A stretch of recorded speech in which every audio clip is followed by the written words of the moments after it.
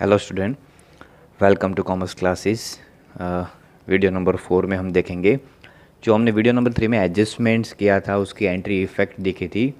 अब उसको हम प्रैक्टिकली देखेंगे। तो सबसे पहला हमारा जो एडजस्टमेंट के अंदर नंबर 1 एडजस्टमेंट हमने रीड किया था वो था क्लोजिंग स्टॉक का।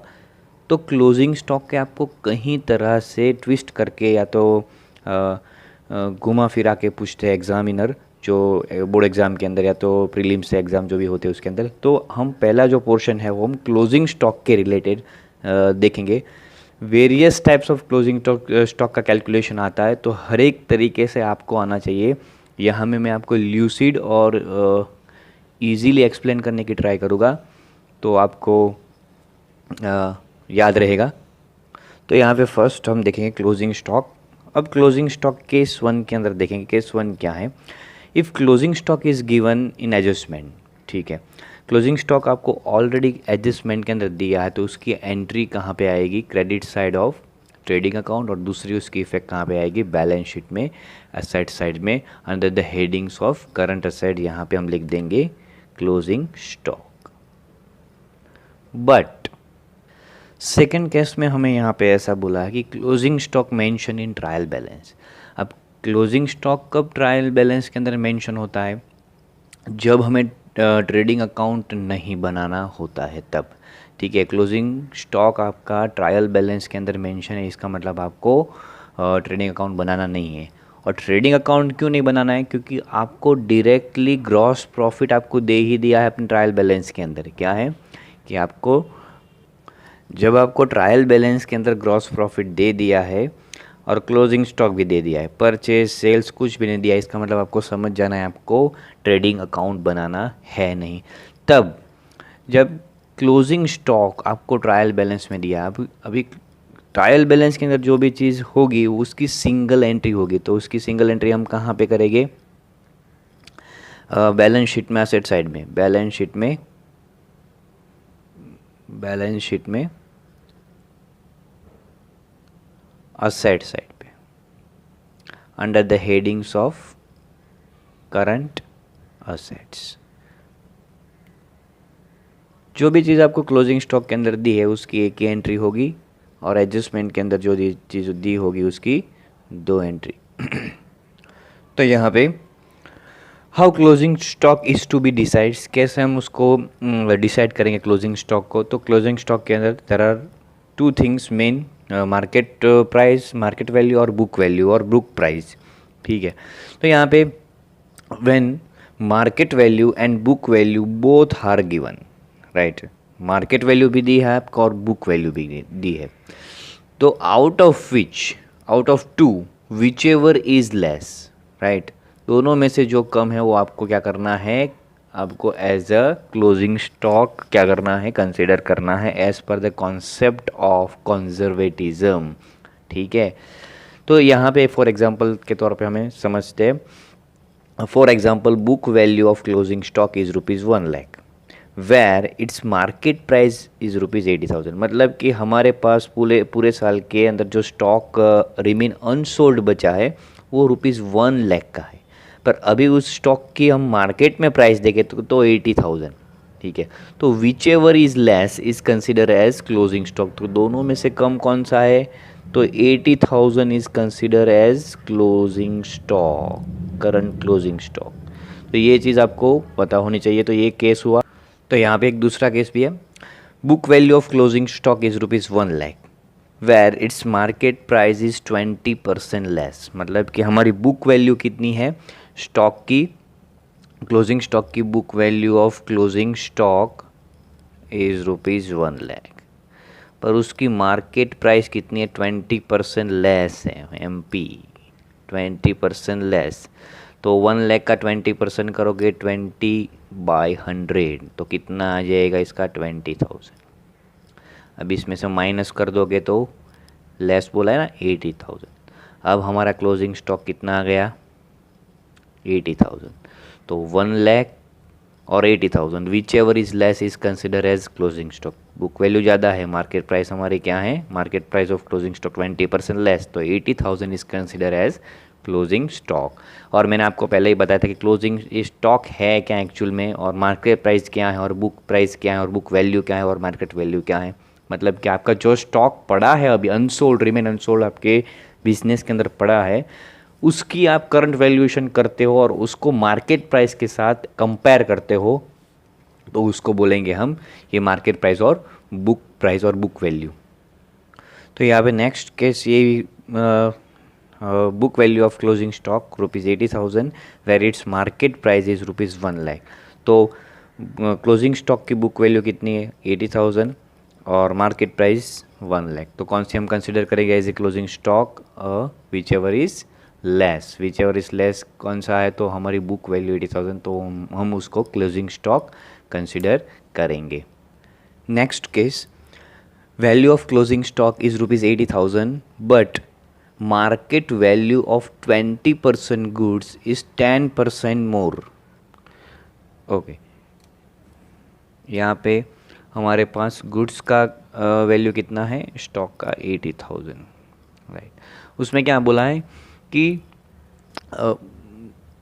But market value of 20% goods is 10% मोर।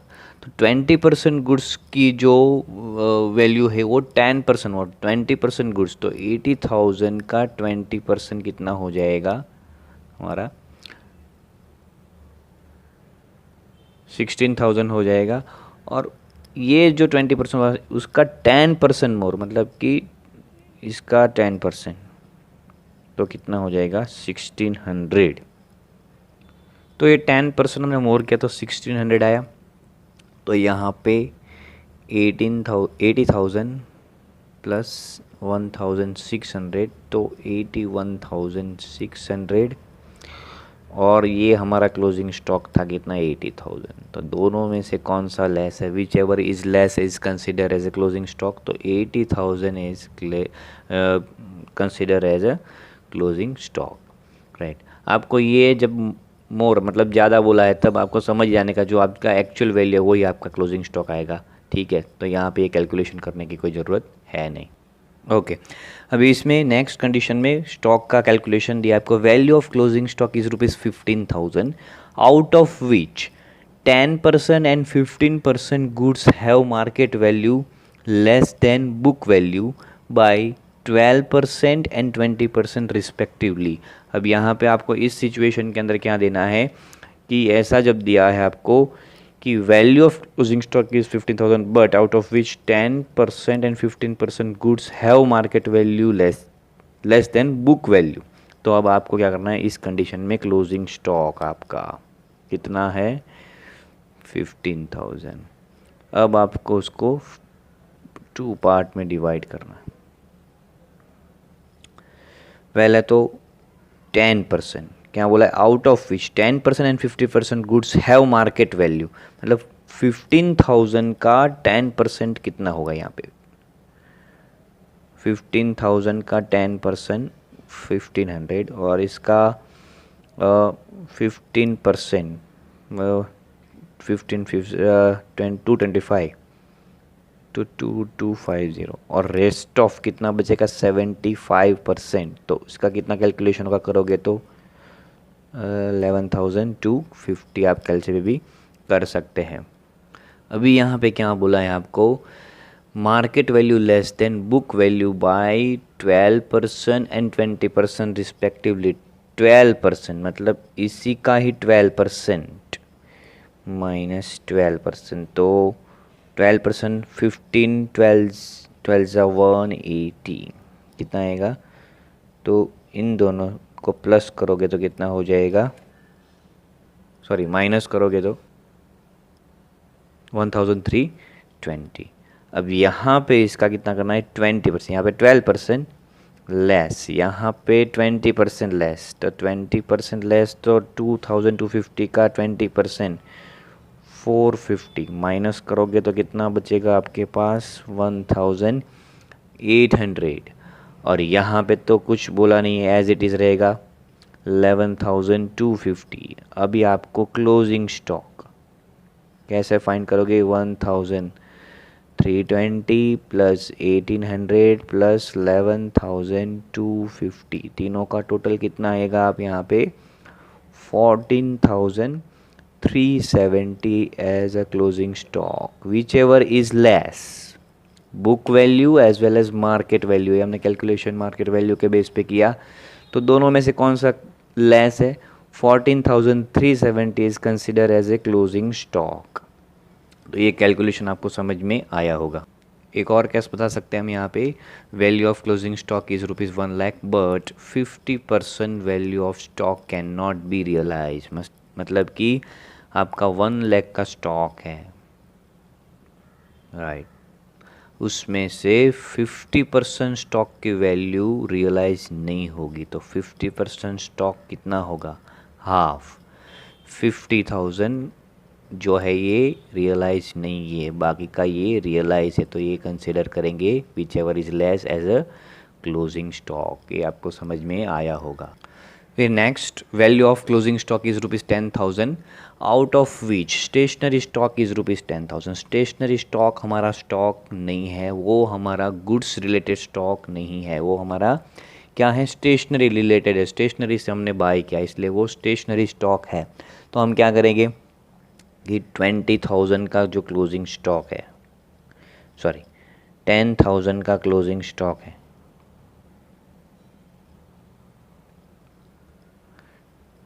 20,000 ही कर देते हैं हम यहाँ पे, क्लोजिंग स्टॉक 20,000 है और उसमें स्टेशनरी का स्टॉक है, स्टेशनरी का स्टॉक 2,000 इंक्लूड है, तो वो माइनस कर देंगे, बाकी का जो बचेगा 18,000 वो आपका हो जाएगा क्लोजिंग स्टॉक। स्टेशनरी स्टॉक की इसकी एंट्री कहाँ पे आएगी, प्रॉफिट एंड लॉस अकाउंट में, under the headings of stationery stock किस में लिखते हैं, सेलिंग एंड डिस्ट्रीब्यूशन एक्सपेंस में। और ये बाकी का क्लोजिंग स्टॉक कहाँ पे, दूसरी इफेक्ट कहाँ पे जाएगी इसकी, बैलेंस शीट में, बैलेंस शीट में असेट साइड पे under the headings of current asset. यहाँ पे next case, value of closing stock ₹50,000 out of which market price of 30% goods is 50% मोर।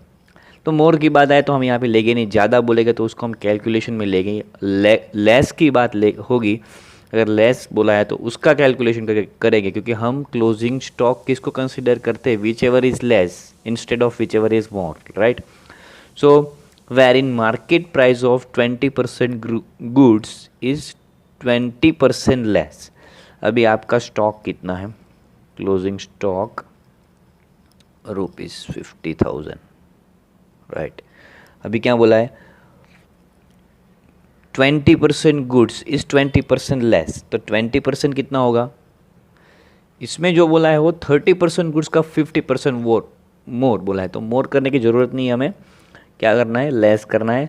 तो हम यही लेंगे, market value of 20% goods is 20% less, तो 50,000 यहाँ पे कर देंगे, 20% गुड्स की बात कर देंगे, क्या बोला है 20% गुड्स, तो 20% 50,000 का 20% कितना हो जाएगा, 10,000 का गुड्स, 10,000 का गुड्स की क्या बोला है, wherein market price of 20% goods is 20% less, तो इसका 20% लेस, 20% लेस, अब इसका 20% तो कितना हो जाएगा 2,000, तो यहाँ पे बचेगा कितना 8,000 जो बचेगा, और यहाँ पे तो 20% तो 80% कितना हो गया 40,000, राइट।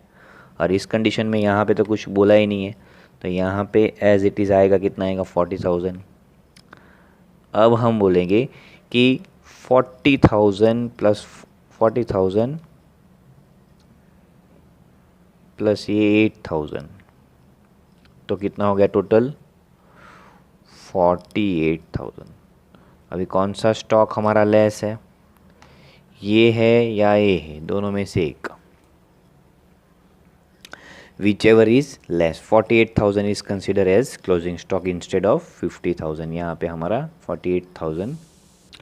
ओके, अब ये टिपिकल जो है एडजस्टमेंट है, इसको शायद कोई एग्जामिनर नहीं पूछ सकेंगे, ये मैंने अकाउंटिंग सिंप्लीफाइड से जो सर ने समझाया था उसमें से थोड़ा हिंट लिया है, और मैं उसका रेफरेंस भी यहाँ पे आपको देता हूँ, डॉक्टर जगदीश दलवाड़ी का।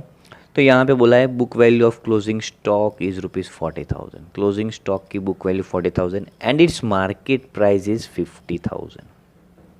राइट, उसकी मार्केट प्राइस कितनी है? 50,000। अभी बोला है market price of 50% goods of book value 50% less than market price. अभी इसमें आपको समझ में, थोड़ा समझने में टिपिकल रहेगा आपको, मतलब कि आपका जो बुक वैल्यू मतलब कॉस्ट प्राइस है, बुक वैल्यू वो कितना है? 40,000 और उसकी मार्केट वैल्यू कितनी है? Market price 50,000। अभी आपको क्या बोला है? ये जो है market price of 50% goods of book value, मतलब इसका 50%, 50,000 मार्केट प्राइस का 50% कितना होगा? 25,000 less than 50% goods of book value 50% less than market price, मतलब 50% मार्केट प्राइस लेस, तो लेस इसी ये तो मार्केट प्राइस ही है हमारी, ये मार्केट प्राइस है, उसका 50% लेस मार्केट प्राइस, तो इसका 50% लेस करेंगे तो 12,500, रिमेनिंग 12,500। अब यहाँ पे क्या करना है? यहाँ पे आपको बोला है ना कि market price of 50% goods of book value 50% less than market price और मार्केट वैल्यू। अब यहाँ पे क्या करना है, मतलब कि बुक वैल्यू का परसेंट इसका नहीं लेना है आपको, इसका नहीं, इसका 20%, थोड़ा सा लॉजिक लगा के, तो कितना लेना है आपको? 20,000। किसका? 40,000 का 50%। बुक वैल्यू, ये बुक वैल्यू बोला है ना, उसका 20%, उसका 50%, तो 20,000 आएगा। अभी हमारा क्लोजिंग स्टॉक कितना होगा? ये हुआ 12,500 प्लस 20,000, तो क्लोजिंग स्टॉक का वैल्यू कितना हो गया हमारा? 32,500। तो होप आपको समझ में आया होगा। अभी तक ये किसी एग्जामिनर ने नहीं पूछा है और पूछेंगे भी नहीं, टिपिकल है। और ये जितने भी मैंने क्लोजिंग स्टॉक के रिलेटेड मैंने करवाए वो आपको अपनी नोटबुक के अंदर लिख देना है कॉपी करके, इसको मैंने फेयर वर्क नहीं किया है। ओके, यहाँ पे हम अभी दूसरे सेशन में आएंगे। इनकम और एक्सपेंस, जो हमने एडजस्टमेंट में दिखा था, हमारा सेकंड एडजस्टमेंट जो कौन सा था कि जो एक्सपेंस हमारे और इनकम, एक्सपेंस हमारे आउटस्टैंडिंग, मतलब हमने जो अनपेड है, हमने पेमेंट नहीं किया है, मैचिंग कॉन्सेप्ट के आउटस्टैंडिंग है, अनपेड है, आउटस्टैंडिंग अनपेड सेम है। रिसीवेबल, इनकम रिसीवेबल या तो रिसीव्ड इन एडवांस है, वो चीज़ हम यहाँ पे देखेंगे। तो उसकी दो एंट्री होती है एक्सपेंस की। अभी मैं यहाँ पे आपको बता दूंगा कि एक्सपेंस अनपेड, राइट, और उसको हम आउटस्टैंडिंग भी बोल सकते हैं। दूसरा है प्रीपेड एक्सपेंस, मतलब अगर आपने एडवांस में जो भी प्रीपेड एक्सपेंस। फिर income receivable and then income received in advance, right. अभी एक्सपेंस जो भी है कोई आउटस्टैंडिंग है, मतलब पेड करना बाकी है मीन वाइल दियर, तो उसको आपको क्या करना है? एक्सपेंस के अंदर प्लस करना है, ठीक है। आउटस्टैंडिंग मतलब प्लस समझना है, ठीक है। Debit side of profit and loss account में जाएगा वो। और प्रीपेड एक्सपेंस है, मतलब हमने पहले से, तो वो माइनस, एक्सपेंस में से माइनस कर देना है। फिर है इनकम रिसीवेबल, जो इनकम मिलने वाली है, बाकी है, ठीक है। इनकम रिसीवेबल तो क्या करेंगे? जो हमारी इनकम दी होगी उसमें रिसीवेबल इनकम के अंदर प्लस करेंगे, और इनकम रिसीव्ड इन एडवांस क्या करेंगे? माइनस करेंगे। तो ये चीज़ आपको पता होनी चाहिए। और उसकी एंट्री, एक्सपेंस कौन से होते हैं? सैलरी है, वेजेस है, और बहुत सारे expenses, there are certain type of expenses, ठीक है। अभी मैं आपको यहाँ पे एक छोटा सा P&L अकाउंट दिखा दूंगा। ये P&L अकाउंट है, profit and loss account, debit side है, क्रेडिट साइड है। यहाँ पे एक्सपेंसेस कौन से आएंगे? आउटस्टैंडिंग एक्सपेंसेस है तो प्लस, ठीक है। और दूसरा प्रीपेड एक्सपेंसेस है तो माइनस। इनकम कौन सी साइड जाएगी, क्रेडिट साइड पे। तो इनकम अगर रिसीवेबल है तो plus, income received in advance है तो क्या करना है, माइनस। ठीक है, वो आपको याद रखना है। अब ये तो हमने देखा कि कोई भी एडजस्टमेंट के अंदर कोई भी एक्सपेंस आउटस्टैंडिंग है तो उसकी एक एंट्री कहाँ पे जाएगी, प्रॉफिट एंड लॉस में डेबिट साइड में ऐड इन एक्सपेंस, और दूसरे एंट्री कहाँ पे जाएगी, बैलेंस शीट में, बैलेंस शीट में असेट साइड में, या तो एक्सपेंस आउटस्टैंडिंग है तो बैलेंस शीट में कहाँ पे, लायबिलिटी साइड पे जाएगी, लायबिलिटी साइड में under the headings of current liabilities, और वहाँ पे लिख देंगे आउटस्टैंडिंग एक्सपेंस। एक एंट्री यहाँ पे आउटस्टैंडिंग एक्सपेंस की और दूसरी बैलेंस शीट में लायबिलिटी, क्योंकि हमें देना है, हमें इतना बाकी है। फिर है प्रीपेड एक्सपेंस। तो प्रीपेड एक्सपेंस क्या करेंगे, प्रीपेड एक्सपेंस भी हम प्रॉफिट एंड लॉस में एक्सपेंस के अंदर से माइनस करेंगे, और दूसरी एंट्री बैलेंस शीट में असेट साइड पे जाएगी under the headings of current asset prepaid expense. ठीक है, प्रीपेड जो भी होगा, इंश्योरेंस प्रीमियम है, प्रीपेड या तो कमीशन है, जो भी है वो यहाँ पे लिख देंगे। तो ये इस तरह से इसकी दो इफेक्ट। इनकम रिसीवेबल, तो इनकम रिसीवेबल हम क्या करें, प्रॉफिट एंड लॉस में इनकम के अंदर प्लस करेंगे। ठीक है, इनकम रिसीवेबल, और उसकी एक एंट्री कहाँ पे जाएगी, बैलेंस शीट में इनकम रिसीवेबल एसेट साइड में, और इनकम रिसीव्ड इन एडवांस है तो यहाँ माइनस करके पीएनएल में क्रेडिट साइड पे माइनस, और दूसरी एंट्री बैलेंस शीट में लायबिलिटी साइड पे जाएगी। वो आपको 11th स्टैंडर्ड में भी मैंने आपको सिखाया था। तो यहाँ पे मैंने छोटा सा एक ट्रायल बैलेंस अपनी तरफ से बना के एक क्वेश्चन फॉर्म किया है मैंने। तो आप देख सकते हो यहाँ पे ट्रायल बैलेंस हम स्टैंडर्ड 11 में लेसन नंबर 10 कर ही चुके हैं, आपको पता है। सैलरी आपको ट्रायल बैलेंस में 40,000 दी है, एक्सपेंस है डेबिट। एडवर्टाइजमेंट एक्सपेंस 10,000 डेबिट, इसलिए एक्सपेंस। कमीशन जो है क्रेडिट में दिया मतलब इनकम, इंटरेस्ट क्रेडिट में दिया मतलब 4,000 इनकम, वेजेस 4,000 जो है 5,000 जो है हमारा एक्सपेंस है, और उसके रिलेटेड हमें एडजस्टमेंट दिया है मीन वाइल द ईयर, कौन सी चीज़ बाकी रह गई है करंट ईयर के अंदर, 1 अप्रैल 2019 से लेकर 31 मार्च 2020। तो पूरे साल के अंदर आपको बोला है कि salary outstanding ₹20,000। Mean while the year salary जो है आपकी कि 20,000 अनपेड है, पेड की नहीं, तो सैलरी आपकी कहाँ पे जाएगी, salary is a one kind of expense, तो एक्सपेंस का एडजस्टमेंट क्या था, debit side of profit and loss appropriation account, add in expense, and balance sheet में कहाँ पे जाएगा, लायबिलिटी साइड में, तो उसकी 2 इफेक्ट होगी।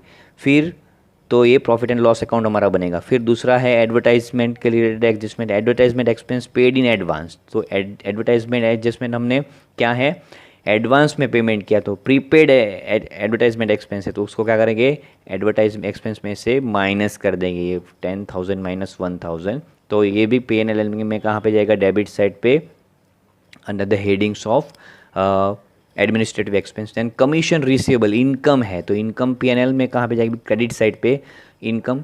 कमीशन हमारा 6,000 है, उसमें से कमीशन 1,000 माइनस कर देंगे हम प्रॉफिट एंड लॉस अकाउंट में क्रेडिट साइड पे, तो ये भी प्रॉफिट एंड लॉस में।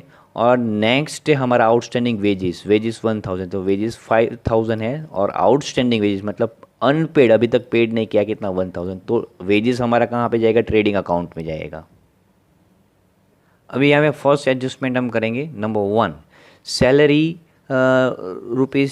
सैलरी आउटस्टैंडिंग ₹20,000, तो सैलरी की एंट्री कहाँ पे जाएगी हमारी, प्रॉफिट एंड लॉस अकाउंट में डेबिट साइड में। तो हमारा प्रॉफिट एंड लॉस अकाउंट हमने यहाँ पे मैंने बनाए दिया है ऐसे रफली तो क्या करेंगे, टू सैलरी अकाउंट, कितनी सैलरी है हमारी यहाँ पे, ट्रायल बैलेंस में 40,000 की सैलरी है। जब बनाएंगे हम तो थोड़ा गैप रख के बनाएंगे अच्छी तरह से, पर यहाँ पे और आउटस्टैंडिंग मतलब अभी अनपेड है, बाकी है, तो क्या करेंगे, प्लस आउटस्टैंडिंग सैलरी क्या कर देंगे, एडजस्टमेंट में कितना है यहाँ पे 20,000। ठीक है, तो यहाँ का टोटल करके आउटर कॉलम में सैलरी का कितना ले जाएंगे, 60,000 यहाँ पे बाहर लेके जाएंगे। दूसरी इफेक्ट ये एक इफेक्ट हो गई आउटस्टैंडिंग सैलरी की, दूसरी इफेक्ट कहाँ पे आएगी, बैलेंस शीट में लायबिलिटी साइड में। लायबिलिटी साइड में अंदर the headings of current liability वहाँ पे लिखेंगे आउटस्टैंडिंग सैलरी कितनी है हमारी 20,000, तो 20,000 आउटर कॉलम में दिखा देंगे। ठीक है, ये एंट्री हो गई। फिर नेक्स्ट एडजस्टमेंट नंबर रीड करेंगे, क्या है, कमीशन रिसीवेबल ₹1,000, कमीशन रिसीवेबल है, मिलने वाला है, तो कमीशन रिसीवेबल, कमीशन कितना है हमारा 6,000, तो पीएनएल में क्रेडिट साइड पे लिखेंगे बाय कमीशन। कमीशन कितना है हमारा यहाँ पे 6000, और रिसीवेबल कितना है हमारा, रिसीवेबल प्लस करेंगे, रिसीवेबल मिलने वाला है 1000, तो उसको टोटल करके बाहर लेके जाएंगे, कितना आएगा 6000 प्लस 1000, 7000 आउटर कॉलम में। इसकी दूसरी इफेक्ट रिसीवेबल कमीशन की बैलेंस शीट में असेट साइड में under the headings of current asset क्या लिखेंगे, कमीशन रिसीवेबल, डायरेक्टली ये अमाउंट जो रिसीवेबल होगा वो 1000, दूसरी इफेक्ट हो गई। फिर हमारा एडजस्टमेंट नंबर कौन सा है, एडजस्टमेंट नंबर 1, सॉरी हमने ये एडवर्टाइजमेंट का भूल गए हम करना। Advertisement expense paid in advance, मतलब प्रीपेड एक्सपेंस है, प्रीपेड एक्सपेंस है तो क्या करेंगे हम यहाँ पे P&L अकाउंट में डेबिट साइड पे क्या लिखेंगे, टू एडवर्टाइजमेंट एक्सपेंस। तो एडवर्टाइजमेंट एक्सपेंस कितना है हमारा यहाँ पे 10000, और माइनस है, प्रीपेड है मतलब माइनस करना है, प्रीपेड कितना है, प्रीपेड किया हमने 1000 प्रीपेड तो बचेगा कितना 9000 आउटर कॉलम में लिखेंगे, और ये एक एंट्री यहाँ पे हो गई। और प्रीपेड की दूसरी एंट्री बैलेंस शीट में असेट साइड पे under the headings of current asset क्या लिखेंगे, प्रीपेड एडवर्टाइजमेंट एक्सपेंस ₹1000 यहाँ पे, ठीक है। उसके बाद है ये हुआ हमारा सैलरी, एडवर्टाइजमेंट, कमीशन, और लास्ट में आउटस्टैंडिंग वेजेस, मतलब वेजेस हमारी आउटस्टैंडिंग बाकी है पेड करने की, तो वेजेस कितनी है 5000, ठीक है। तो वेजेस, इंटरेस्ट का कोई एडजस्टमेंट यहाँ पे हमने इंटरेस्ट दिया है पर इंटरेस्ट का एडजस्टमेंट नहीं है, कोई बात नहीं, वेजेस पे आ जाती, तो वेजेस हमारी कितनी है, टू वेजेस अकाउंट वेजेस कितनी है हमारी 5000 plus outstanding wages, outstanding wages कितनी दी है आपको एडजस्टमेंट में यहाँ पे 1000, तो 1000 और 6000 लिखेंगे। तो आउटस्टैंडिंग वेजेस यहाँ पे 1000 और दूसरी एंट्री बैलेंस शीट में कहाँ पे जाएगी, लायबिलिटी साइड में, यहाँ पे बैलेंस शीट में लायबिलिटी साइड में यहाँ पे दिखा देंगे, करंट लायबिलिटी के हेडिंग में outstanding wages 1000 direct outer column में बाहर, फिर ये एसेट साइड का कॉलम अलग है, डिफरेंट है, ठीक है। यहाँ पे इंटरेस्ट दिया है 4000, हमने यहाँ पे इंटरेस्ट का कोई एडजस्टमेंट नहीं लिखा है तो हम यहाँ पे लिख देते हैं कि इंटरेस्ट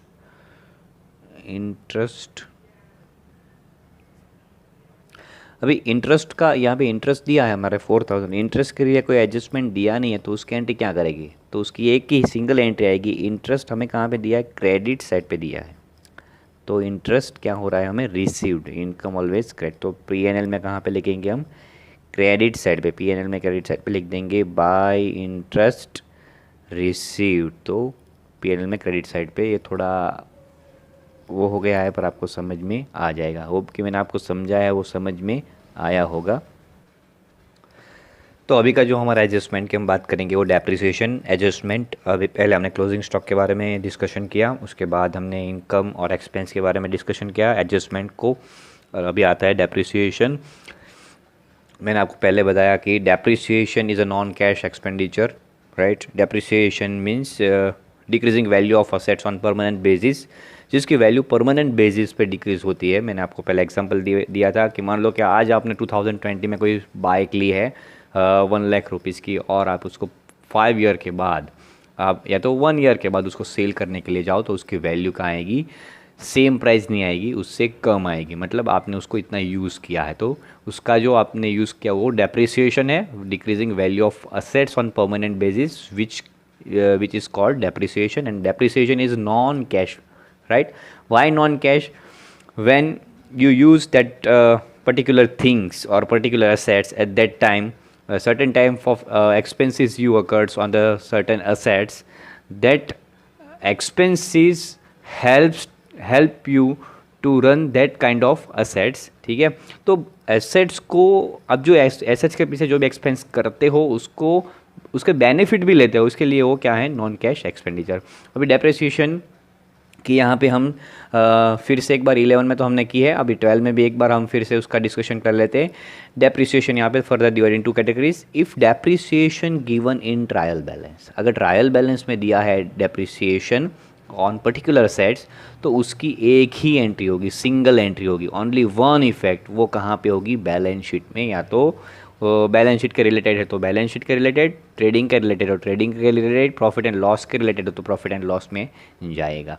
तो मान लो कि कोई एसेट्स पे डेप्रिसिएशन डायरेक्टली बोल दिया है आपको, डेप्रिसिएशन ऑन फैक्ट्री बिल्डिंग, तो फैक्ट्री का बिल्डिंग आपको डायरेक्टली ट्रायल बैलेंस में बोल दिया है, तो उसकी एक इफेक्ट फैक्ट्री का बिल्डिंग है उसका डेप्रिसिएशन, ठीक है। तो उसकी एंट्री कहाँ पे जाएगी, ट्रेडिंग अकाउंट में डेबिट साइड पे, जो भी फैक्ट्री रिलेटेड है वो। अब दूसरी बात है ये, if depreciation given in adjustment, अगर डेप्रिसिएशन एडजस्टमेंट में दिया है आपको तो उसकी टू इफेक्ट क्या होगी, टू इफेक्ट, एक जाएगी प्रॉफिट एंड लॉस में या तो ट्रेडिंग अकाउंट में, और दूसरी जाएगी बैलेंस शीट में under the headings of fix asset और टेंजिबल असेट्स। यहाँ पे P&L में कहाँ पे जाएगी, अदर एक्सपेंस के हेडिंग में डेप्रिसिएशन का आपका जो एडजस्टमेंट है वो जाएगा, वो हमने स्टैंडर्ड 11 में किया है। अभी हम देखेंगे डेप्रिसिएशन इन डिफरेंट सिचुएशन, कोई डिफरेंट सिचुएशन के अंदर डेप्रिसिएशन। यहाँ पे मैंने छोटा सा रफली ट्रायल बैलेंस बनाया है, ट्रायल बैलेंस ऑन 31 मार्च 2020। यहाँ पे ट्रायल बैलेंस के अंदर आपको बिल्डिंग दिया है पर्टिकुलर्स में, डेबिट साइड में 1 लाख, क्रेडिट साइड में कुछ नहीं, डैश है। नीचे आपको एडजस्टमेंट दिया है, calculate 10% depreciation per annum, calculate per annum 10% per annum depreciation on building, मतलब ये बिल्डिंग है उसके ऊपर 10% डेप्रिसिएशन ईयरली कैलकुलेट करना है। तो अब क्या कैसे कैलकुलेट करेगा depreciation, value of building is 1 lakh, 1 year के बाद उसका डेप्रिसिएशन आपने यूज़ किया है ओ 1 लाख इंटू 10/100, तो कितना हो गया 10,000, एक साल का डेप्रिसिएशन आपका कितना हो गया, वो 10,000। अब डेप्रिसिएशन कोई असेट्स पे होता है तो उसकी एंट्री आप एडजस्टमेंट याद करो मैंने करवाए थे, कहाँ पे आएगी, हम यहाँ पे छोटा सा P&L देखेंगे और रफली, और बैलेंस शीट यहाँ पे मैंने ड्रॉ किया है। अब देख सकते हो यहाँ पे प्रॉफिट एंड लॉस अकाउंट में डेबिट साइड में to depreciation on building, debit side में डायरेक्ट आउटर कॉलम में लिखना है 10,000। दूसरी ऐसे उसकी एंट्री जाएगी बैलेंस शीट में असेट साइड में under the headings of tangible assets, और अंदर लिखेंगे बिल्डिंग, हिडन कॉलम में लिखेंगे बिल्डिंग, थोड़ा दूर से 1 lakh minus 10% depreciation on building 10,000, और बाहर जाके लिखेंगे 90,000। क्यों, क्योंकि आपको यहाँ पे ट्रू एंड फेयर वैल्यू दिखानी है असेट्स की, क्योंकि आप क्या कर रहे हो, एक्यूरल बेसिस पे आप बना रहे हो अकाउंट्स, तो क्या करना है, ट्रू एंड फेयर दिखाना है आपको। अभी दूसरा केस देखते हैं हम, इसी तरह का दूसरा केस है, यहाँ पे ट्रायल बैलेंस दिया है, फैक्ट्री बिल्डिंग दिया है, डेबिट साइड में 1 लाख, क्रेडिट साइड में कुछ नहीं, और यहाँ पे दिया है आपको depreciation depreciation factory on depreciation on factory building, मतलब फैक्ट्री का जो बिल्डिंग है उसके ऊपर डेप्रिसिएशन कितना दिया आपको यहाँ पे 12,000। यहाँ पे नो एडजस्टमेंट, कोई एडजस्टमेंट दिया नहीं है, तो आपका फैक्ट्री का बिल्डिंग जो है वो कहाँ पे जाएगा, डायरेक्टली बैलेंस शीट में असेट साइड पे चला जाएगा। कहाँ पे चला जाएगा, बैलेंस शीट में असेट साइड पे। सॉरी, ये ट्रायल बैलेंस है, पहले तो ये ट्रेडिंग अकाउंट है, ये मैंने यहाँ पे छोटा सा बनाया है ट्रेडिंग अकाउंट। तो पहले तो डेप्रिसिएशन ऑन फैक्ट्री बिल्डिंग वो आपका चला जाएगा ट्रेडिंग अकाउंट में डेबिट साइड, क्योंकि फैक्ट्री का बिल्डिंग है इसीलिए। तो फैक्ट्री का जो बिल्डिंग है उसके ऊपर डेप्रिसिएशन है वो ट्रेडिंग अकाउंट में डेबिट साइड पे, और फैक्ट्री बिल्डिंग है वो जाएगा बैलेंस शीट में असेट साइड पे दिखाना है अंडर द हेडिंग्स ऑफ, कहाँ पे दिखाना है, tangible asset. Factory building directly बाहर दिखा देना है आपको। तो ये सेकंड केस हुआ, होप आपको समझ में आया होगा। डेप्रिसिएशन ऑन फैक्ट्री बिल्डिंग बोला है तो ट्रेडिंग में डेबिट साइड पे डायरेक्टली सेकंड कॉलम में दिखा देना है 12,000, और ये 1 लाख जो है उसकी डायरेक्ट एंट्री होगी बैलेंस शीट में असेट साइड में। उसके बाद नंबर 3, यहाँ पे केस नंबर 3 के अंदर ट्रायल बैलेंस मैंने ड्रॉ किया है, पर्टिकुलर डेबिट क्रेडिट बिल्डिंग दिया है आपको, यहाँ पे डेबिट साइड में 1 लाख और क्रेडिट में कुछ नहीं दिया है, और आपको यहाँ पे एडजस्टमेंट में बोला है life of building is 10 year. 10 year life of building, जब आप लाइफ ऑफ बिल्डिंग करते हैं तो कौन सी मेथड आएगी डेप्रिसिएशन की, स्ट्रेट लाइन मेथड। कौन सी आएगी, SLM आपने किया है स्टैंडर्ड 11 में सेकंड पार्ट के अंदर, account lesson number 2 depreciation account.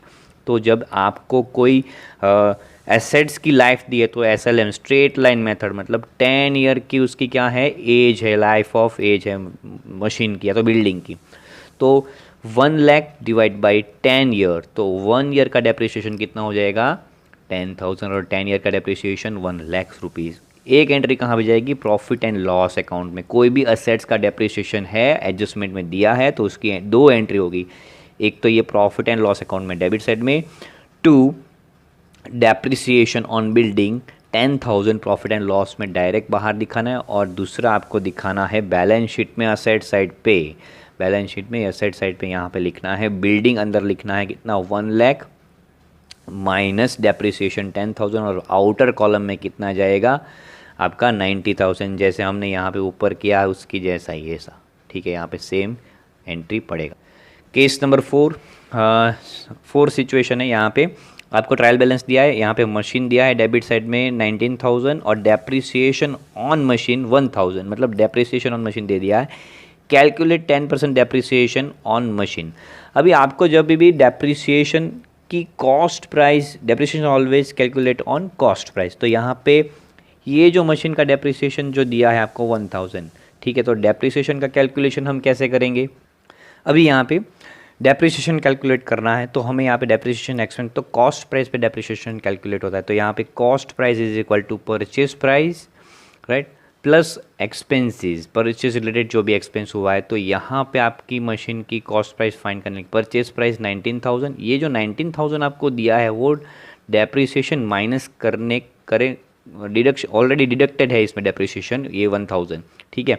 तो यहाँ पे परचेज प्राइस 19,000 प्लस उसका एक्सपेंस कितना हुआ 1,000, तो टोटल कॉस्ट प्राइस हमारी कितनी आ गई 20,000, ठीक है। टोटल कॉस्ट प्राइस हमारी कितनी आ गई 20,000। अब 20,000 का 10% डेप्रिसिएशन कैलकुलेट करने के लिए बोला है मशीनरी पे, तो 20,000 का 10% डेप्रिसिएशन कैसे कैलकुलेट करेंगे, तो यहाँ पे 20,000 इंटू 10/100 2,000 का डेप्रिसिएशन आएगा, जो हम प्रॉफिट एंड लॉस में डेबिट साइड पे दिखाएंगे। टू डेप्रिसिएशन ऑन मशीन यहाँ पे लिख देंगे under the headings of other expense. इस तरह से हम दिखाएंगे प्रॉफिट एंड लॉस में डेबिट साइड में to depreciation on machine 2,000 outer column में। और दूसरी एंट्री अब बैलेंस शीट में कैसे करेंगे, ये बैलेंस शीट है हमारा, बैलेंस शीट में असेट साइड में। तो बैलेंस शीट में असेट साइड में आप देख सकते हो मशीन इनर कॉलम में 19,000 लेना है, 20,000 कॉस्ट प्राइस नहीं लेना है, आपको जो दिया है वही लेना है ट्रायल बैलेंस में, ठीक है। 19,000 माइनस डेप्रिसिएशन 1,000, जो ये 1,000 था हमारा ट्रायल बैलेंस के अंदर, ये 1,000 तो बाहर चला जाएगा आउटर कॉलम में 18,000। तो ये हुआ 4 नंबर की सिचुएशन में हम डेप्रिसिएशन का calculation. Okay, case number 5, trial balance दिया है आपको 31 मार्च 2020, ऑफिस बिल्डिंग आपको दिया है 80,000 डेबिट में, और ब्रैकेट में लिखा है कॉस्ट प्राइस 1,50,000। आइए देखते हैं एडजस्टमेंट में क्या बोला है आपको, calculate 10% per annum depreciation on office building under the SLM straight line method. आपको डेप्रिसिएशन करना है, जब भी आपको स्ट्रेट लाइन बोला है डेप्रिसिएशन कैलकुलेट करना, तो आपको डेप्रिसिएशन जो आप कैलकुलेट करते हो तो कॉस्ट प्राइस पे आपको डेप्रिसिएशन करना है, नहीं कि ये इंस्टेड ऑफ ये, राइट। तो आपको SLM बोला है तो कौन सा आएगा, कॉस्ट प्राइस पे आपको डेप्रिसिएशन क्या करना है, कैलकुलेट करना है। तो कॉस्ट प्राइस आपकी कितनी है 1,50,000, तो 1,50,000 का 10% डेप्रिसिएशन मैं यहाँ पे कहता हूँ 1,50,000 इंटू 10/100 कितना आएगा 15,000 डेप्रिसिएशन आपका आएगा। 15,000 डेप्रिसिएशन, उसकी एंट्री कहाँ पे जाएगी, प्रॉफिट एंड लॉस में, प्रॉफिट एंड लॉस अकाउंट में डेबिट साइड में टू डेप्रिसिएशन ऑन बिल्डिंग 15,000, और दूसरी उसकी इफेक्ट जाएगी बैलेंस शीट में असेट साइड में the headings of tangible assets. वहाँ पे लिखना है आपको बिल्डिंग, बिल्डिंग आपका है 1,50,000 माइनस 15,000 डेप्रिसिएशन, और बाहर जो भी अमाउंट जाएगा आपका वो माइनस करके आपको लिखना है 1,35,000। तो ये सिचुएशन में आपको इस तरह से कैलकुलेट करना है डेप्रिसिएशन। ओके, यहाँ पे आपको ट्रायल बैलेंस दिया है, ये थोड़ा टिपिकल है, टेक्स्ट बुक में या तो डाइजेस्ट में या तो कहीं पे भी नहीं दिया है, थोड़ा अपनी तरह से फॉर्म करके मैंने बनाया है। ट्रायल बैलेंस के अंदर लैंड एंड बिल्डिंग आपको दिया है डेबिट साइड में 1 लाख रुपीज़, यहाँ पे 1 लाख, और एक्यूमुलेटेड डेप्रिसिएशन फंड 20,000, मतलब एक्यूमुलेटेड मतलब जो हमारे पास रिजर्व में हमारे पास इकट्ठा हुआ जो डेप्रिसिएशन फंड है वो 20,000 डेप्रिसिएशन की क्रेडिट साइड होती है, और उसको हम दिखेंगे। एडजस्टमेंट दिया है calculate 10% per annum depreciation on land and building under the SLM straight line method. अब जब भी SLM की बात की है, स्ट्रेट लाइन मेथड से डेप्रिसिएशन को कैलकुलेट करना बोला है, तो आपको कॉस्ट प्राइस पे डेप्रिसिएशन कैलकुलेट करना है। तो कॉस्ट प्राइस कितनी है हमारी मशीन की? 1 लाख रुपीज़। तो कॉस्ट प्राइस पे डेप्रिसिएशन कैलकुलेट करना है 1 लाख इंटू 10/100। तो कितना आएगा आपका डेप्रिसिएशन का अमाउंट? 10,000 आपका डेप्रिसिएशन आएगा।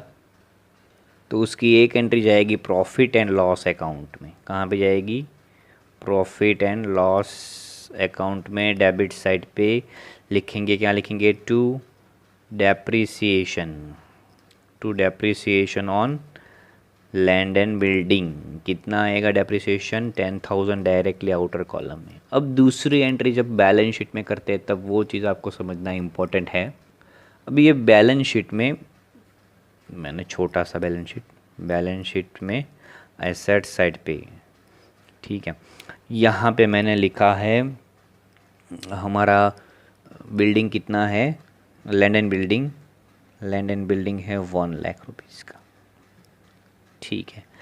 अब क्या करेंगे? माइनस डेप्रिसिएशन कितना करेंगे? ये तो 10,000 कॉस्ट प्राइस पे हो गया, और ये एक्यूमुलेटेड डेप्रिसिएशन हमारा कौन सा वाला?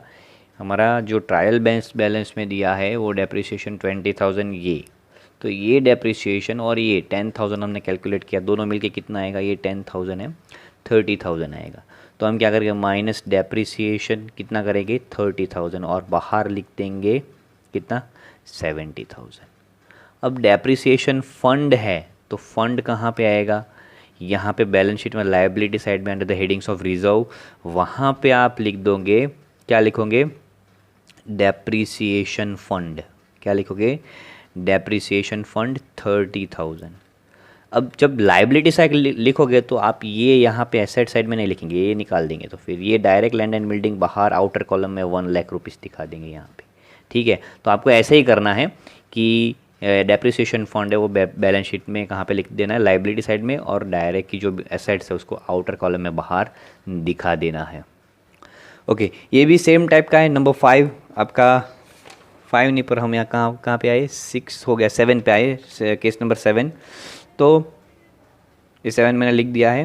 ट्रायल बैलेंस दिया है आपको डेबिट और क्रेडिट, लैंड एंड बिल्डिंग दिया है आपको डेबिट साइड में 1,20,000, और आपको दिया है एक्यूमुलेटेड डेप्रिसिएशन फंड दिया है क्रेडिट साइड में 20,000 सिर्फ दिया है।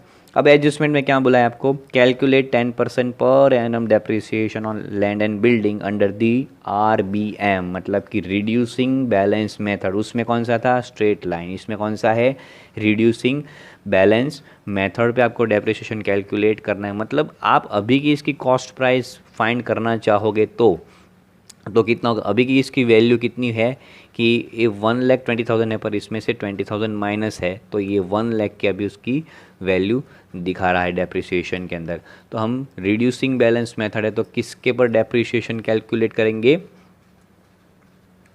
तो D is equal to 1,20,000 minus 20,000, जो भी करके बचेगा वो हैगा 1 लाख। रिड्यूसिंग बैलेंस बोला है ना आपको, रिड्यूस करना है, उसमें स्ट्रेट लाइन मतलब सेम लेना था, इसमें रिड्यूस करना है। तो 1 लाख का कितना लेना है आपको? 10% लेना है। 1 लाख अपॉन 10 इंटू 100, तो कितना आ जाएगा? 10,000 डेप्रिसिएशन। ये 10,000 और ये 20,000, तो कितना हो गया? 30,000 आपका डेप्रिसिएशन हो गया। अब उसकी एंट्री करेंगे प्रॉफिट एंड लॉस में और बैलेंस। तो entry profit and loss account में डेबिट साइड पे यहाँ पे to depreciation on land and building 10,000 जो हमने कैलकुलेट किया, वो रिड्यूसिंग करने के बाद जो कैलकुलेट किया इसका 10,000। और दूसरी एंट्री अब बैलेंस शीट में क्या सिचुएशन होगी? असेट साइड में लैंड एंड बिल्डिंग डायरेक्टली आपको वहाँ बाहर दिखा देना है 1,20,000। ये 20,000 नहीं है, 1 लाख, यहाँ पे 1,20,000। और डेप्रिसिएशन फंड मतलब 10,000 ये, और 20,000 अपना ये ट्रायल बैलेंस का जो है वो ये रिड्यूस किया, वो ट्रायल बैलेंस के अंदर में दिया है। तो 10 + 20 यहाँ पे डेप्रिसिएशन फंड लायबिलिटी साइड में दिखाना है आपको। कौन सी साइड पे? लायबिलिटी साइड में डेप्रिसिएशन फंड 20,000 + 10,000 बाहर चला जाएगा 30,000। तो इस तरह का ये कैलकुलेशन है अभी केस नंबर 8 में देखेंगे हम, ट्रायल बैलेंस बिल्डिंग दिया है डेबिट साइड में आपको 50,000, मेंटेनेंस ऑफ बिल्डिंग दिया है 4,000 और यहाँ पे एडजस्टमेंट में दिया है calculate 10% per annum depreciation on building. अभी जो बिल्डिंग का डेप्रिसिएशन है वो, और मेंटेनेंस ऑफ बिल्डिंग, तो इसका कैसे करें, मेंटेनेंस जो है मतलब वो आपकी एसेट्स को सिर्फ मेंटेन रखता है, उसको डेप्रिसिएशन के साथ कुछ लेना देना नहीं है। जो मेंटेनेंस एक्सपेंस है वो आप डेप्रिसिएशन जो प्रॉफिट एंड लॉस अकाउंट में डेबिट साइड में लिख सकते हो the headings of administrative expenses, maintenance expense. और ये जो बिल्डिंग का 50,000 है उसका पर 50% 10% डेप्रिसिएशन, 50,000 इंटू 10/100 तो 5,000 डेप्रिसिएशन। तो एक एंट्री उसकी जाएगी प्रॉफिट एंड लॉस अकाउंट में डेबिट साइड में, दूसरी बैलेंस शीट में असेट साइड पे जाएगी, वो तो आपको पता है। प्रॉफिट एंड लॉस में 5,000 डेप्रिसिएशन लिखेंगे डेबिट साइड में under the headings of other expenses, और दूसरा बैलेंस शीट में असेट साइड में जाएगा कहाँ पे, असेट साइड पे टेंजिबल असेट्स में लिखेंगे 50,000 क्या लिखेंगे बिल्डिंग माइनस 5,000 उसका डेप्रिसिएशन, और आउटर कॉलम में कितना जाएगा 54,000। आपको पता है जैसे कैलकुलेशन हम करते हैं उस तरह से। नंबर 9 में देखते हैं हम, ट्रायल बैलेंस दिया है, लैंड एंड बिल्डिंग दिया है 1 लाख रुपीज़। अभी ये जो है कई बार इसमें बहुत सारे गलती करते हैं, और कई बार टीचर को भी आप पूछोगे तो कई सारे टीचर को आता होगा पर उसको थोड़ी आंसर देने में टिपिकल होगी। अच्छा, ट्रायल बैलेंस में आपको दिया 1 लाख, ये जो मैंने अपने आप से फॉर्म किया है। फिर है आपको एडजस्टमेंट में क्या बोला है, एडजस्टमेंट है आपका okay, calculate 10% per annum depreciation on land and building. Land and building पे 10% डेप्रिसिएशन कैलकुलेट करना है, वेयर इन लैंड इंक्लूडेड ₹30,000। चलो आप बोलो कितना डेप्रिसिएशन कैलकुलेट करोगे लैंड एंड बिल्डिंग पे, आप ट्राई करके बोलो, मुझे बताओ कितना % डेप्रिसिएशन आएगा, 10,000 आएगा या कितना आएगा। 10,000 है तो आप क्या होगे, रॉन्ग हो गए, 10,000 डेप्रिसिएशन नहीं आएगा। आपको बोला है, आपको जो ये land and building 1 lakh rupees दिया है उसके अंदर जो लैंड है इंक्लूड है 30,000। कितना है लैंड, ये लैंड एंड बिल्डिंग आपका 1 लाख है, उसमें लैंड जो है वो क्या है 30,000 का इंक्लूड है। मतलब लैंड एंड बिल्डिंग, लैंड पे कभी डेप्रिसिएशन लगता नहीं है, land is appreciable asset, land की वैल्यू ऑलवेज इंक्रीज होती है, इसलिए आपको ध्यान रखना इस तरह के एडजस्टमेंट के अंदर।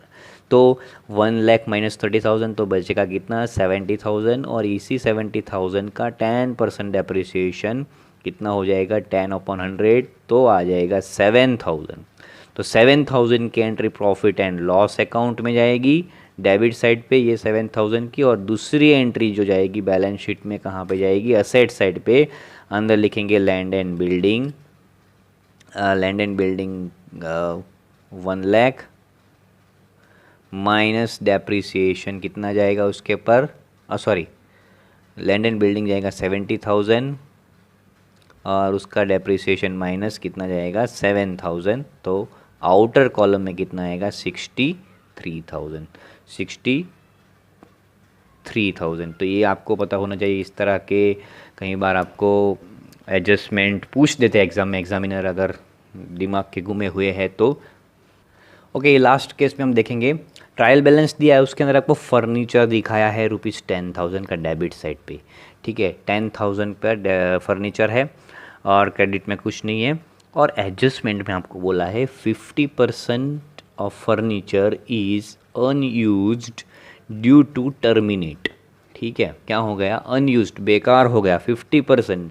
हमारे पास असेट्स में फर्नीचर 10,000 का है, पर क्या बोला है 50% जो फर्नीचर है वो टर्मिनेट हो गया, अनयूज्ड है, क्योंकि क्या हो गया वो टर्मिनेट मतलब जो उदय, जिसमें उदय लग जाती है उसको फर्नीचर फिर बेकार हो जाता है।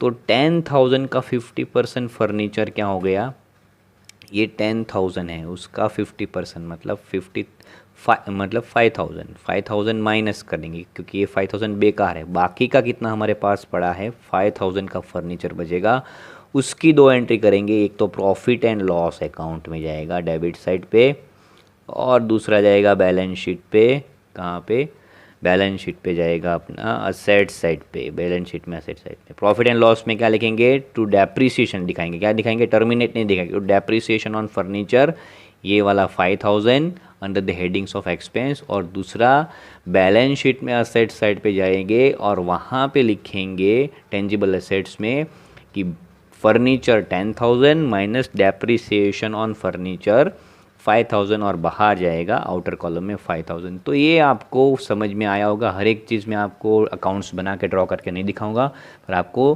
थोड़ा समझ जाना है। तो ये एक एडजस्टमेंट की दो एंट्री, एडजस्टमेंट में जो चीज़ दिया है उसकी दो एंट्री जाएगी, एक तो प्रॉफिट एंड लॉस में या बैलेंस शीट में, या तो फिर ट्रेडिंग होगा तो ट्रेडिंग के रिलेटेड, या तो बैलेंस शीट में। तो ये इतने भी मैंने जितने एडजस्टमेंट अभी तक एक्सप्लेन किए हैं वो आपको अच्छी तरह से याद रहे होगे, और याद रखना ही रखना है, आपको प्रैक्टिकली याद रखना है। अभी यहाँ पे हम हिडन एडजस्टमेंट पे जाएंगे। कई बार आपको क्वेश्चन के अंदर एडजस्टमेंट नहीं दिए होते हैं, पर इसमें हिडन एडजस्टमेंट दिए होते हैं। जैसे कि मैं यहाँ पे नंबर 1 बोला है आपको, ये मैंने छोटा सा ट्रायल बैलेंस बनाया है, particular debit credit. Trial balance में आपको loan of partners of mister ex partner loan on 1/10/2019, इस तरह से कुछ बीच में डेट दिया है, अंदर कुछ ना कुछ ब्रैकेट में लिखा है, इसका मतलब वो क्या है, हिडन एडजस्टमेंट है। अगर आपको कोई एडजस्टमेंट एक्स्ट्रा नहीं दिया है, अगर कोई डेट वाला है, ट्रायल बैलेंस में ही डेट वाला है, तो वो एक हिडन एडजस्टमेंट है, उसकी दो इफेक्ट होगी, ठीक है। तो ये आपको ध्यान रखना है। तो यहाँ पे हम देखेंगे trial balance 31 March 2020, loan of partner x, और हमने क्रेडिट में कितना अमाउंट है 40,000, मतलब मिस्टर एक्स के पास से हमने लोन ली थी, ठीक है, ऑन 1 अक्टूबर 2019 को, और हमारा ईयर कब एंड होता है 31 मार्च 2020 को। तो यहाँ पे हम लोन का कैलकुलेशन कर सकते हैं। Interest on partners loan, mister x की लोन है, कितना है 40,000, कितना 10% की लोन है, इंटू 10/100। अब 12 में से कितने मंथ के लिए लोन ली है, यहाँ हमने 1 अक्टूबर से 31 मार्च 2000 एंड, मतलब कितने मंथ हुए, अक्टूबर पूरा हम कैलकुलेट करें, अक्टूबर नवंबर दिसंबर जनवरी फरवरी मार्च, 6 मंथ, 12 में से 6 मंथ, तो कितना आएगा, चलो 6 2 ज़ा 24 एंड 12 2 ज़ा 24, 2000 आएगा। तो ये 2000 आपका क्या है, इंटरेस्ट ऑन लोन आपको पेड करना है। क्या करना है, इंटरेस्ट ऑन लोन, आपने लोन ली है, ये क्रेडिट बैलेंस है, क्रेडिट लोन का ऑलवेज क्रेडिट बैलेंस हम कहाँ पे लिखते थे, लोन ट्रायल बैलेंस जब बनाते थे तब स्टैंडर्ड 11 में, तो क्रेडिट साइड पे लिखते थे। तो हमने लोन ली है, हमारी लाइबिलिटी है, इसलिए क्रेडिट बैलेंस है, और हमें उसी के पे लोन इंटरेस्ट देना है लोन पे, ठीक है। तो 6 महीने का इंटरेस्ट, 6 मंथ का इंटरेस्ट 2000। तो एक इफेक्ट जाएगी उसकी प्रॉफिट एंड लॉस अकाउंट में डेबिट साइड पे under the headings of financial expense, और वहाँ पे लिख देना है interest on partner x loan 2000 outer column में। और दूसरी उसकी एंट्री जाएगी बैलेंस शीट में, कहाँ पे जाएगी, लाइबिलिटी साइड में। बैलेंस शीट में कहाँ पे जाएगी, लाइबिलिटी साइड में under the headings of current liability, वहाँ पे 2000 लिख देना, इंटरेस्ट ऑन लोन, और लोन का अमाउंट जो है वो एक्चुअल। तो ये केस आपको समझ में आएगा। उसके बाद नंबर 2 दिया है, ओके। इस तरह का एडजस्टमेंट है ट्रायल बैलेंस 31 मार्च 2020 का।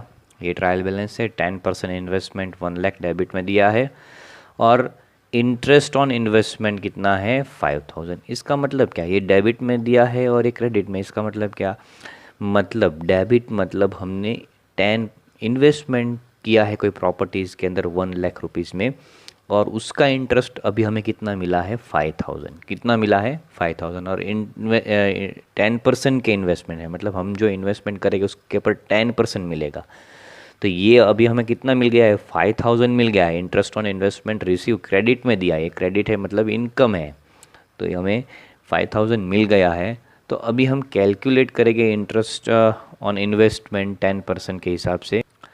मैं यहाँ पे करूँगा 1 लाख की इन्वेस्टमेंट के उसकी 10% है, तो 10/100, तो 1 लाख का 10% कितना 10,000 मिलना चाहिए हमें।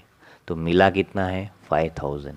तो अभी कितना मिलना बाकी है हमें, 5000 मिलना बाकी है। तो हम क्या करेंगे, अब उसकी एंट्री कहाँ पे दिखाएंगे, 5000 मिलना बाकी है, उस 5000 रिसीव्ड हुए हैं, रिसीव्ड 5000 राइट, पर रिसीवेबल 5000 है। तो क्या करेंगे, इनकम के अंदर प्लस करेंगे और 10000, मतलब एक एंट्री जाएगी प्रॉफिट एंड लॉस अकाउंट में क्रेडिट साइड पे, रिसीवेबल है, मिलने वाली इनकम है, 10000 इंटरेस्ट मिलने वाला था पर मिला कितना 5000। तो उसकी एंट्री कहाँ पे जाएगी, एक तो प्रॉफिट एंड लॉस अकाउंट में क्रेडिट साइड पे लिखेंगे हम।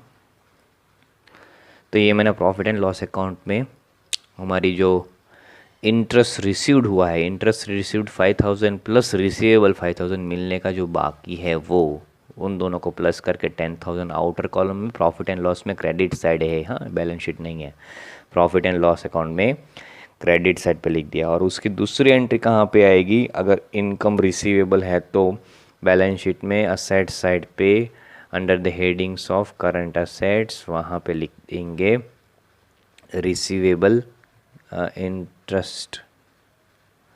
इंटरेस्ट रिसीवेबल कितना आएगा 5000 यहाँ पे लिखेंगे। तो इस तरह की दो एंट्री जब एडजस्टमेंट नहीं दी है तो इसको हिडन एडजस्टमेंट बोलते हैं, आपको करना आना चाहिए इस तरह की सिचुएशन के अंदर। फिर उसके बाद नंबर 3 ट्रायल बैलेंस दिया है 31 मार्च 2020 का, 12% लोन ऑफ जय की 12% की लोन है 50,000 और इंटरेस्ट ऑन लोन ऑफ जय 4000।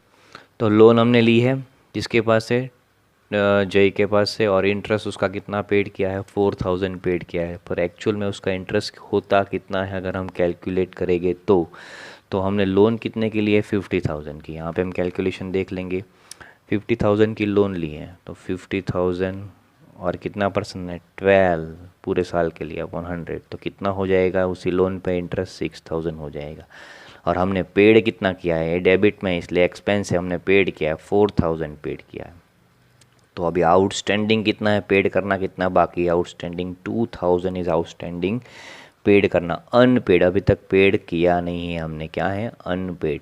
तो उसकी एंट्री कहाँ पे आएगी, प्रॉफिट एंड लॉस अकाउंट में। ये 2000 की एंट्री पीएनएल अकाउंट में क्या करेंगे, प्रॉफिट एंड लॉस अकाउंट में डेबिट साइड में under the headings of loan है तो फाइनेंशियल एक्सपेंस के हेडिंग में जाएगा, और वहाँ पे जो लोन है interest on loan 4000 plus outstanding 2000 और बाहर जाएगा कितना 6000 प्रॉफिट एंड लॉस में आउटर कॉलम में। पहले तो हमने 4000 तो पेड किया ही है शिव का, सॉरी जय का, 4000 प्लस आउटस्टैंडिंग है कितना है 2000, तो ये हो गया 6000। और दूसरी उसकी इफेक्ट कहाँ जाएगी, बैलेंस शीट में लाइबिलिटी साइड में under the headings of current liability, और वहाँ पे दिखा देंगे आउटस्टैंडिंग लोन ऑफ जय 2000 आउटर कॉलम में बाहर दिखा देंगे। तो ये एडजस्टमेंट आपको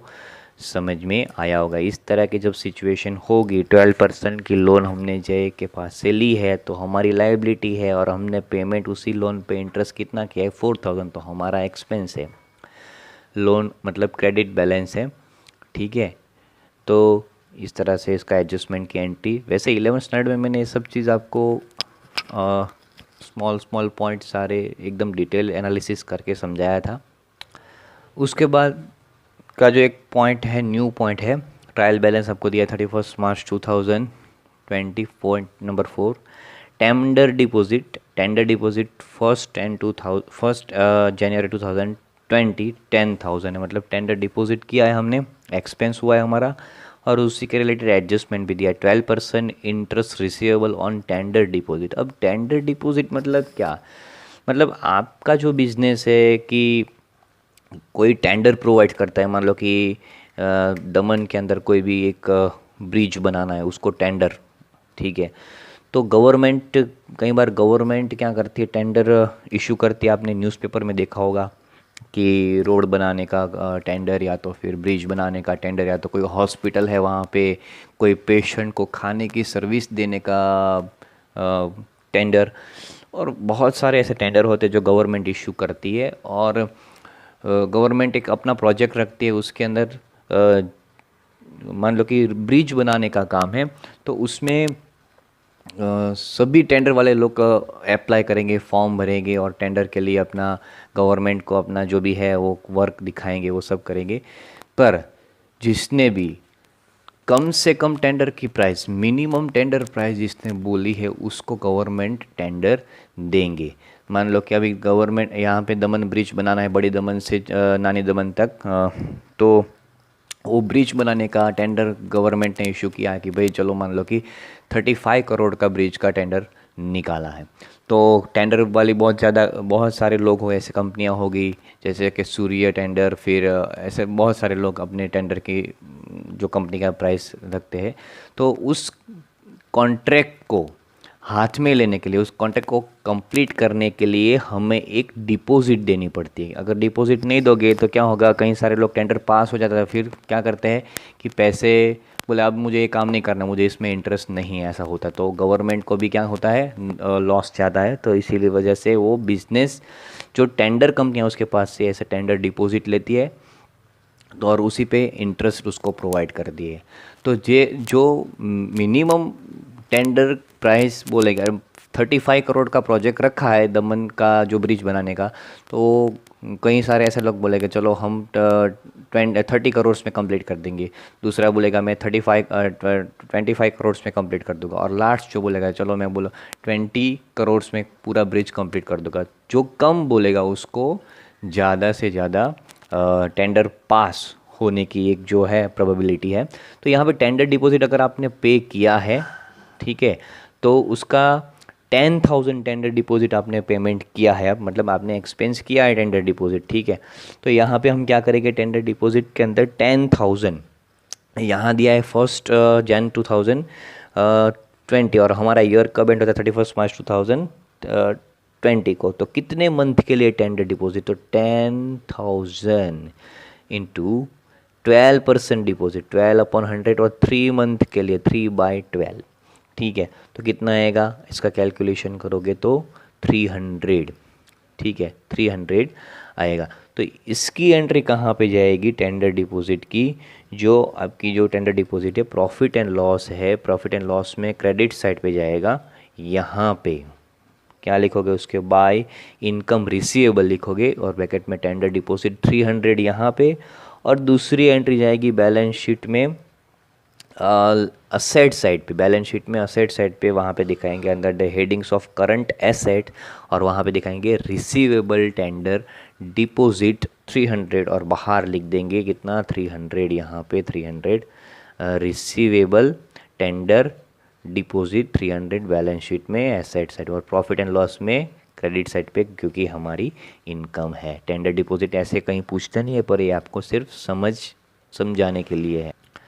उसके बाद ट्रायल बैलेंस में 31 March 2020 इंश्योरेंस प्रीमियम, ठीक है, 6,000 आपको डेबिट साइड में दिया है, और ब्रैकेट में कुछ लिखा है हिडन एडजस्टमेंट से, हिडन एडजस्टमेंट है।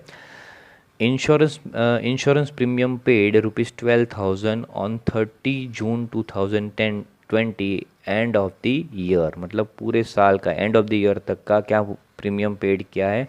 Insurance premium paid ₹1200 on 30 June 2020।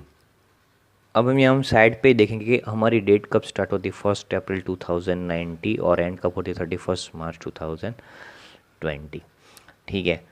और जो ये इंश्योरेंस प्रीमियम पेड करते हैं, हमारा ईयर ख़त्म हो जाता है 31 March 2020 को, और यहाँ पे इंश्योरेंस प्रीमियम हिडन एडजस्टमेंट ने बोला है पेड ₹1200 ऑन 30 June, मतलब मार्च के बाद कौन सा मंथ आता है, अप्रैल मई जून, 3 मंथ का एडवांस में पेमेंट कर रहे हैं, कितना 1200।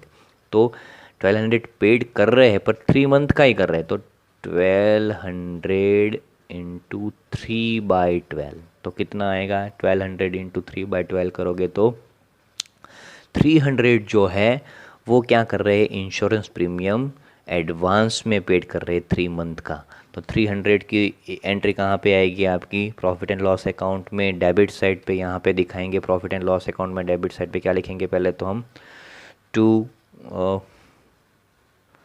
टू इंश्योरेंस और यहाँ पे एडवांस में पेड किया है, प्रीपेड इंश्योरेंस या तो एडवांस प्रीपेड भी बोल सकते हैं, माइनस करते हैं, ठीक है। प्रीपेड माइनस कितना है 300 और बाहर जाएगा 5700 आउटर कॉलम में, ठीक है। 5700 है, 57,000 नहीं, सॉरी। दूसरी एंट्री बैलेंस शीट में कहाँ पे जाएगी, असेट साइड पे, यहाँ पे हम दिखाएंगे असेट साइड पे प्रीपेड, ठीक है। प्रीपेड इंश्योरेंस प्रीमियम 300 बाहर आउटर कॉलम में 300 दिखा देना। तो ये एडजस्टमेंट आपको समझ में आना चाहिए। इस तरह के एडजस्टमेंट अगर आपको एग्ज़ाम में दिए हैं तो सॉल्व करना आना चाहिए। उसके बाद है नंबर 6 पॉइंट, ट्रायल बैलेंस के अंदर दिया है आपको ट्रायल बैलेंस 31 मार्च 2020। सैलरी आपको दी है मंथली, कितनी दी है 19,500 आपको डेबिट साइड पर दिया है, पर आपको ब्रैकेट में भी बोला है कि 1,500 की सैलरी के बारे में बोला है।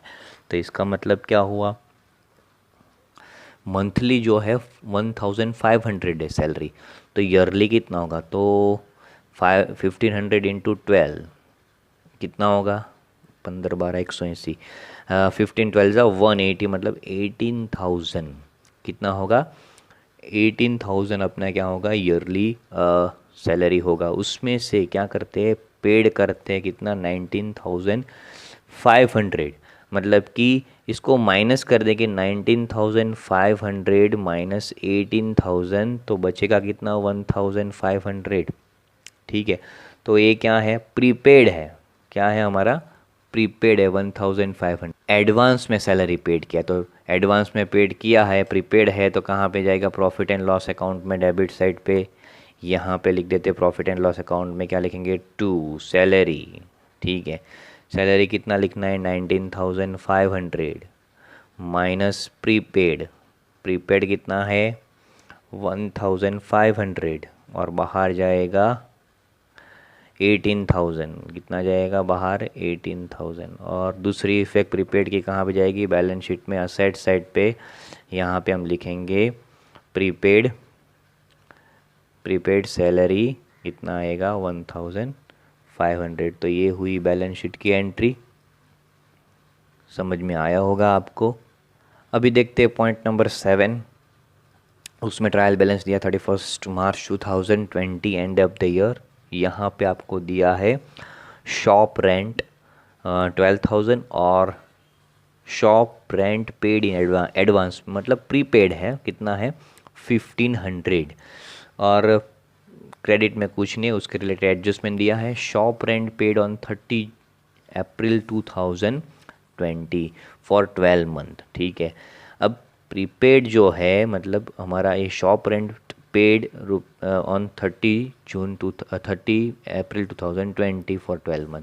अब हमारा ईयर कब एंड होता है 30 मार्च 2020, तो हम यहाँ तक का पेड करें तो 1 मंथ का एडवांस में पेड करेंगे हम, 1 मंथ का हम क्या करेंगे एडवांस में पेड करेंगे। तो यहाँ पे देखो, हम यहाँ पे मैं आपको समझा देता हूँ, डायरेक्ट ही मैंने कैलकुलेशन कर दिया है। हमारा ईयर कब स्टार्ट होता है 1 अप्रैल 2019 को और ईयर एंड होता है 31 मार्च 2020 को, ठीक है। और हम पेड कर रहे हैं इंश्योरेंस प्रीमियम 30 अप्रैल 2020 का, मतलब 1 मंथ एडवांस में, ठीक है। 1 मंथ एडवांस में हमारा शॉप रेंट है कितना 12,000, ठीक है। और 12,000 डिवाइड बाई 12 तो कितना आएगा 1,000। तो 1,000 जो है वो हम क्या कर रहे हैं एडवांस में पेड करते, प्रीपेड है 1,000, क्या है हमारा प्रीपेड है। अब यहाँ पे हमें बैलेंस ट्रायल बैलेंस में दिया है shop rent paid in advance, मतलब ये जो शॉप रेंट है वो जो हमने पेड इन एडवांस किया है वो लास्ट ईयर का पेड इन एडवांस है। ये यहाँ पे मतलब ये इससे पहले यहाँ पे पेड इन एडवांस इस ईयर का कितना 1,500 ये इससे पहले की डेट में इस ईयर के लिए एडवांस में पेड किया है 1,500 ये अमाउंट, ठीक है। तो ये आपका क्या हो जाएगा ओपनिंग रेंट, एडवांस में जो पेड किया है ये ओपनिंग रेंट है, ये जो लास्ट ईयर का इस ईयर के लिए एडवांस में पेमेंट किया वो रेंट है। तो यहाँ पे ये क्या हो गया shop rent paid in advance, वो आपका opening rent paid in advance कितना हो जाएगा 1,500। फिर शॉप रेंट 12,000 है, वो आपका पूरे साल का है, करंट ईयर का है, यहाँ से लेके यहाँ तक 31 मार्च 2020 तक का, यहाँ से लेके यहाँ। तो पहले का प्रीपेड है, ठीक है। अब यहाँ पे ऐसे मत बोलना सर प्लस क्यों किया, क्योंकि ये जो पहले वाला है उसको प्लस करके और करंट के साथ प्लस करना पड़ेगा ना। 12,000 प्लस 1,500 तो कितना हो जाएगा 13,500। उसमें से हमने यहाँ पे अभी ये 12 मंथ का हमने 12,000 प्रीमियम पेड किया, तो 12 मंथ के लिए, तो ये 1 मंथ के लिए कितना है 1,000। तो 1,000 जो है प्रीपेड है, यहाँ पे हमने लिखा प्रीपेड 1,000 माइनस किया, तो एक्चुअल पेमेंट कितना हुआ है 12,500 का। शॉप रेंट का एक्चुअल पेमेंट कितना हुआ है 12,500 का। तो ये चीज़ जो है ये पूरा प्रोफॉर्मा है, वो आपका प्रॉफिट एंड लॉस में जाएगा। कहाँ पे जाएगा, प्रॉफिट एंड लॉस अकाउंट में, डेबिट साइड पे। और दूसरी जो चीज़ है आपकी ये बैलेंस शीट में, एसेट साइड, बैलेंस शीट में लायबिलिटी साइड में जाएगा, सॉरी असेट साइड में। 1,000 प्रीपेड आपका जो शॉप रेंट है, प्रीपेड शॉप रेंट आपका बैलेंस शीट में कहाँ पे जाएगा 1,000 असेट साइड में, under the headings of current asset, ये वाला। ये आपको समझ में आया होगा। ये जो है यहाँ पे ये यहाँ से लेके यहाँ तक का है, 1 मंथ एडवांस में है। और यहाँ तो पहले का जो है करंट, ये करंट ईयर का है ना, वो एडवांस में पहले 1,500 ये पेड किया हुआ है। तो ओपनिंग आपका ये 12,000 प्लस 13,500 हुआ, माइनस प्रीपेड 1,000, तो एक्चुअल पेमेंट कितना हो गया, इतना हो गया आपका। उसके बाद है trial balance, point number 8, 31 March 2020, लिवाइबल claiming. Insurance आपका एडजस्टमेंट में दिया है, इंश्योरेंस कंपनी क्लेम ₹3,000, मतलब 8,000 का गुड्स जो आपका है वो उसका लॉस हो गया है और इंश्योरेंस कंपनी आपको क्लेम करती है। तो आपको पता है हमने स्टैंडर्ड 11 में लेसन नंबर 4 में देखा है, जर्नल्स के अंदर जर्नल एंट्री जो बनाते हैं हम, उसमें क्या देखा था, जब इंश्योरेंस कंपनी कोई लॉस होता है उसमें क्लेम करती है तो उसकी जर्नल एंट्री क्या है कि insurance company account debit, loss on fire और जो भी होगा loss on fire account debit, और टू परचेज अकाउंट क्रेडिट कितना होगा हमारा जो अमाउंट आएगा। तो यहाँ पे इंश्योरेंस कंपनी 5,000 का जो भी चीज़ हमारा है लिवाइबल क्लेम में है, तो उसमें 3,000 का क्लेम करेगी और 5,000 जो है वो लॉस जाएगा। तो हम क्या करेंगे, उसको प्रॉफिट एंड लॉस कहाँ पे दिखाएंगे, प्रॉफिट एंड लॉस अकाउंट में, डेबिट साइड पे। मैंने यहाँ पे दिखाया है प्रॉफिट एंड लॉस अकाउंट में, to loss due to leviable claiming 5,000 outer column में, ये डेबिट साइड है, हाँ क्रेडिट साइड पे नहीं है। आउटर कॉलम में मैंने 5,000 दिखाया है लॉस जो होता है वो। और दूसरी एंट्री उसकी कहाँ पे जाएगी, इंश्योरेंस प्रीमियम, सॉरी लिवाइबल क्लेमिंग की बैलेंस शीट में, असेट साइड में, अंदर the headings of current asset, और वहाँ पे कैश एंड बैंक होगा, उसके अंदर हम प्लस करेंगे कि इंश्योरेंस क्लेमिंग, या तो डायरेक्ट बाहर दिखा दोगे तो भी चलेगा, उसकी आउटर कॉलम में 3,000। तो ये है आपका नंबर 8 वाला पॉइंट।